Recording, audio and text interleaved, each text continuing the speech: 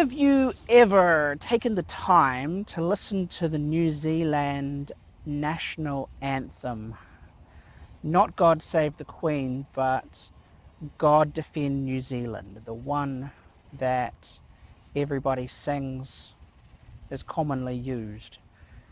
And notice that God New Zealand is a prayer for God to give us purpose, to protect the New Zealanders, defend the New Zealanders.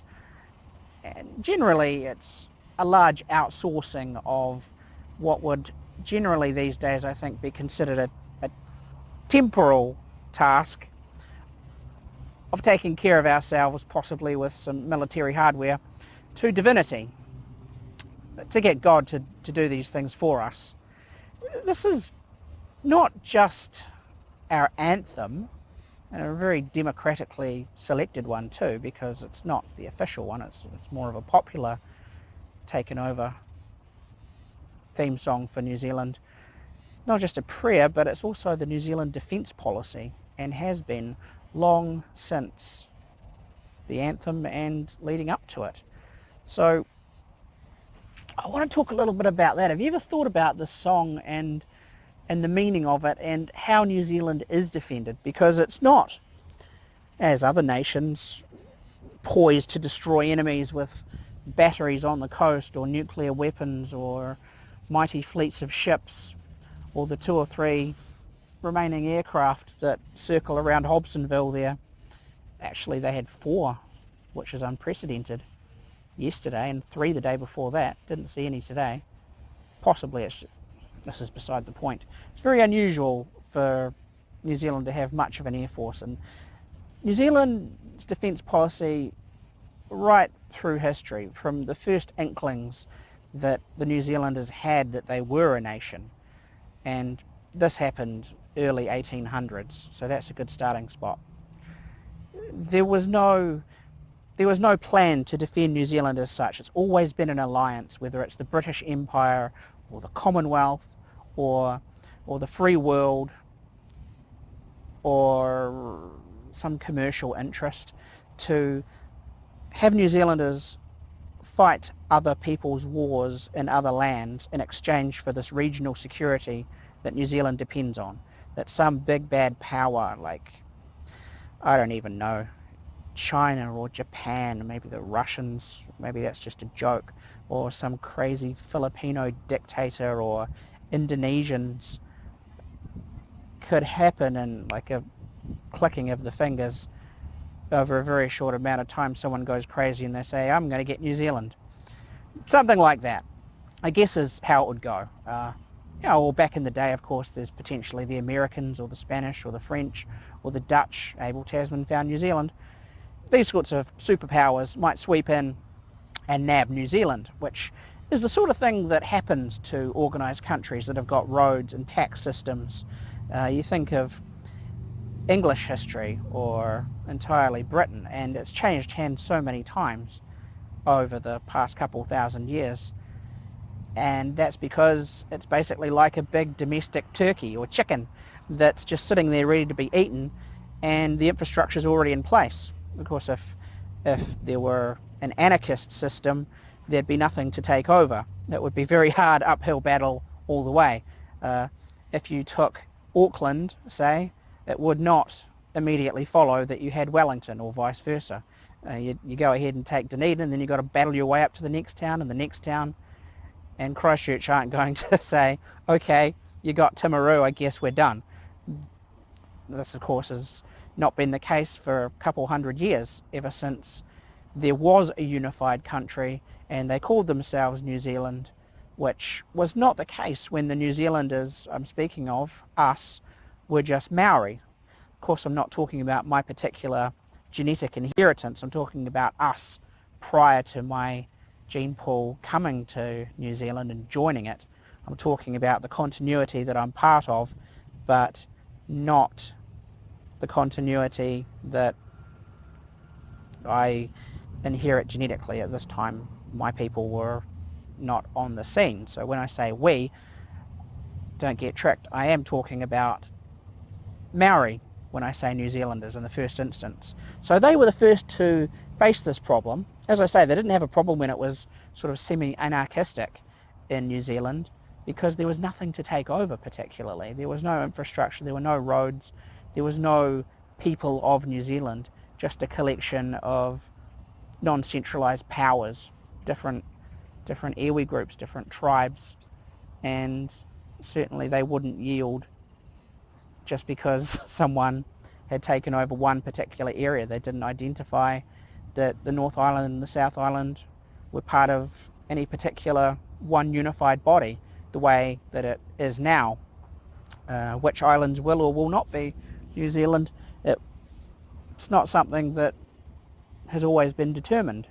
And perhaps I'll talk at some point about the ambitions that the Liberal government had, and others, for having a Pacific empire going all the way up to Hawaii, perhaps, if we could have it, for New Zealand to be the centre of some kind of mighty archipelago of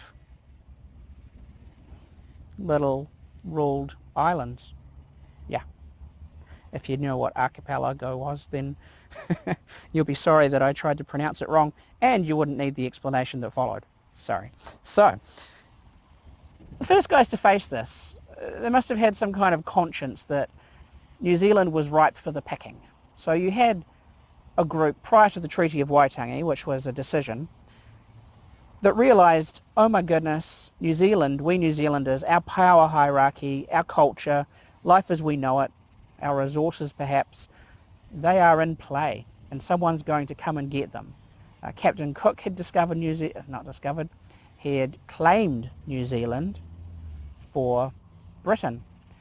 Abel Tasman had discovered New Zealand, although arguably he read his charts and said, New Zealand's over there, and after he read it, he's like, okay, let's go, and then he found it and called it New Zealand, but it was already found and named, allegedly. So, at some point, the New Zealanders, who were Maori, they had this distilled consciousness that we are a nation, we need to protect ourselves, we need to ally with one of these powers. Who's it going to be? It wasn't going to be the French. They were very, very afraid, and prompted by the idea that the French were coming back. Marion Dufresne in, I think, 1792, otherwise I will put graphics up here somewhere to contradict myself, visited New Zealand and claimed New Zealand for France on the way out, although he was dead by then, having been ambushed and massacred. So because the Maori, not the Maori as a nation obviously, but the people on the scene, that particular group and those they told, they understood that the French had had a crack at them, and they had this major conflict, ambushed the French, the arms race was on, they're having scraps and fights, and the French bit back hard and killed a lot of these Maori in the process. So I can totally understand how, thinking back, the New Zealanders were thinking, oh my goodness, the French do not like us, they have a vendetta, they're going to come for their revenge, they're going to take their utu on us, we are in some deep trouble if these guys from France, these mighty white men with their ships and their guns and their superpower, they're going to tip over our power hierarchy, life as we know it is going to be doomed. So who do you go with? They may have had a choice to go with the United States for a time there in New Zealand in the first 2 or 3 decades, maybe more, of the 19th century. Americans were really running the show. They were the ones who were here with the sealing and the whaling. Half or more of all of the ships were American, and it was the Americans that were the sort of the fountainhead, the cornucopia, the source of all the trade and all the goods and all the technology and all the things that were great. That's what the Maori had bent themselves at that point towards supplying, to give them pork and give them potatoes, give them flax, and swap it for the items of civilization, the guns particularly, the metal, things that the Maori could use and now needed. So it was contact, not the treaty, not the British Empire, not anyone in particular, just the fact of civilization meeting the primitive that altered the fate of New Zealand and New Zealanders. So arguably, the Americans could have been it. But what happened instead was, to retain their power hierarchy, which is very explicit in the Treaty of Waitangi, 1840, the Maori who gathered together, they went with the British Empire. They decided that this is the most powerful, these are the guys to ally with, these are the guys who are going to bring us regional security, and it's better than the French, they'll protect us from the French, and we're going to get on just fine. We're going to be protected from being swept away by some of these more scary powers. We do not want New Zealand to fall into the hands of another power, and they requested and got, somewhat reluctantly, the British to come along and sign this treaty, and for it to explicitly protect their hierarchy, to make sure that the chiefs remained the chiefs. Of course, there were a few losses, which people don't often talk about. The hierarchy that they did not retain, of course, I don't know if this was in the fine print but it always strikes me that the major thing that happened in 1840 was slavery, which was rampant in New Zealand. It was completely done with at the stroke of that pen, because slavery is, of course, outlawed in the British Empire. So bad luck for those chiefs that were looking forward to retaining their slaves. That's all over. Everyone's now, legally speaking, everyone's free men. Everyone's a citizen. So anyhow, this problem was not faced for quite some time. Again, it was secured now. The New Zealanders were protected by the British. They're under the wing of the British Empire, which became the Commonwealth, and everything's still hunky-dory. You're cruising into the 20th century like that. No one really has to think about it. No one has to get stressed out about it. The American, I suppose I could say a couple of things about Hongi Hika. No, we'll skip it out for now. But just in brief, Hongi Hiki, the Flagstaff War, there was a little bit of, maybe we should go with the Americans. Maybe we should chop down this British flag and get the Yanks back here, because we quite enjoyed all the goodies that they were bringing us. We want to bring back the American trader, and I think that the Flagstaff War was largely about that, but that's a whole nother show, that's a whole nother presentation. But it makes more sense when viewed that way. You understand that it's part of the story of who shall New Zealanders ally themselves with.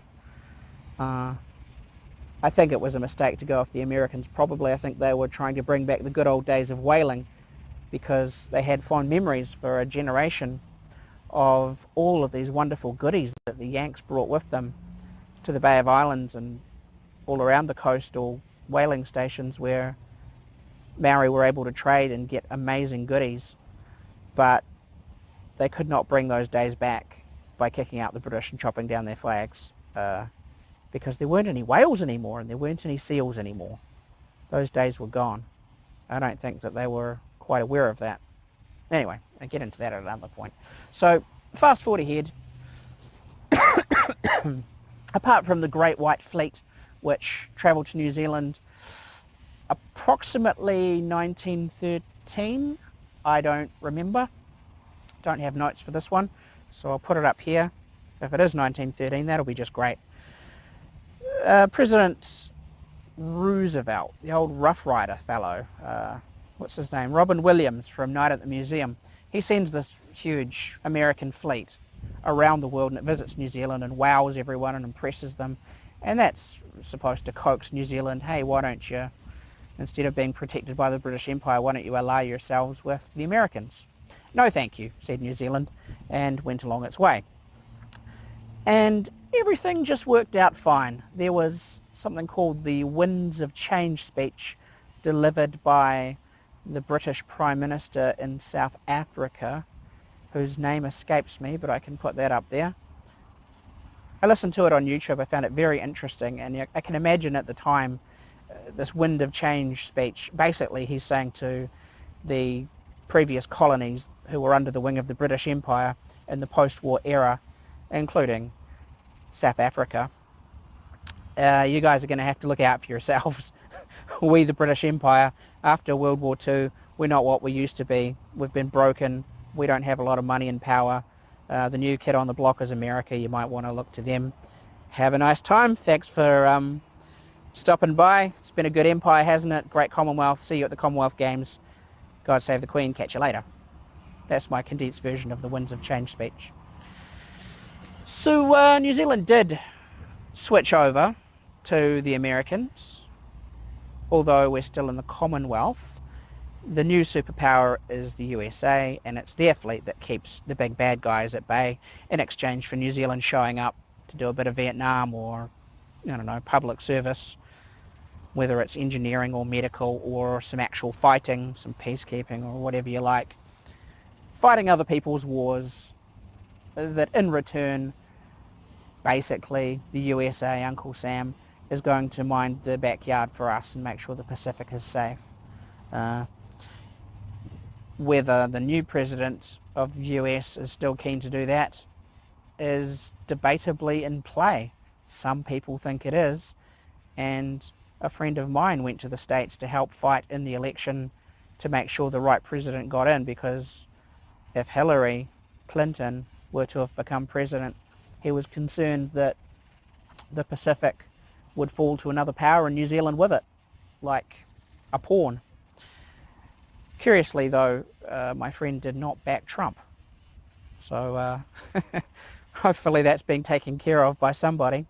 But no, the only time that this really fell on someone's shoulders was approximately 1985, when this whole question of New Zealand defence policy, New Zealand security, whose wing are we under?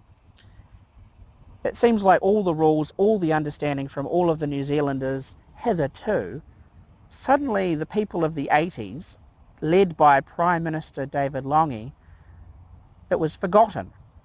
And they didn't have a plan. They weren't going to switch to the Soviet Russia or China or Australia or someone else to defend New Zealand. It was very God defend New Zealand at that point, because of course what happened was David Lange, forgetting the necessity or the importance that someone's got to have our backyard here, because New Zealand is this, roast chicken ready to go. Anyone wants to come in and dip their hand in and take some tax revenue out and take away our power hierarchy and change things and tap into the resources, as happens in other countries all over the place, but infrequently in New Zealand, thanks to this great, cover our back ass for us policy. It seems like they forgot that for some reason. Something about the 70s, something about the 80s. And they just said, we don't need it. We're more interested in virtue signalling about nuclear weapons. We don't like this nuclear stuff. We want to be nuclear free in New Zealand. And of course this created a problem when the US wanted to, hey there, ANZUS buddy, we want to stop over with a ship. And New Zealand said no, if it's a nuclear ship, we don't want it here. And I'm not going to tell this whole story, but the strategic problem is that for the US to only bring non-nuclear ships to New Zealand, it just paints a big sign on that ship, which may be nuclear capable. This is not nuclear capable. This is not armed. And of course it's times of the Cold War. Americans don't want to have to make that concession to signal to the whole world where the nukes are and where the nukes aren't. So subsequently, New Zealand is now effectively out of ANZUS. We do not have American protection from that point. Things are a little bit more cordial now and nuclear ships can return, as I think of only last year, which is quite a long time. It hasn't been a problem, nothing's happened, but there was a point which I watched a film years ago called Fallout, which I enjoyed very much, where there was this sequence where someone gave a prank call to the Prime Minister informing him that indeed there are Soviet nuclear vessels on their way to New Zealand and they're going to knock us over and take over this country, and the Americans are not going to save you this time. And as I understand that, that was a clear and present danger. It really had the Prime Minister going. He was sweating, he was picking up the phone, he was, oh, what am I going to do now? That was the only time that this has really faced New Zealand, that something could have happened. And it's amazing. It's quite mind-boggling if you take this seriously, that New Zealand really is this prime piece of real estate that could be rocked into by a foreign power, not of our choosing, that they just forgot about it. You know, it's very similar to the idea that there's mutually assured destruction between nuclear powers, and the chess pieces have been put in place since the 1950s, and then 50, 60, 70 years later, one generation doesn't think about it anymore, becomes complacent, just like, whatever. And these high stakes of people getting taken over and blowing up, suddenly someone just takes their eye off the ball and the world could start blowing up one piece at a time. And New Zealand is a piece that could blow up if we don't have some kind of defence policy. And as I say, it's always been to ally yourself, New Zealand, with a great power, not actually God, but, you know, right in whatever country is going. And at the moment it's the United States, so you've got to be buddies with them, you've got to get a deal with them, or someone else is going to come along. So I hope that was a reasonably coherent jam through some thoughts I've been having about New Zealand and who defends it. That's all for now.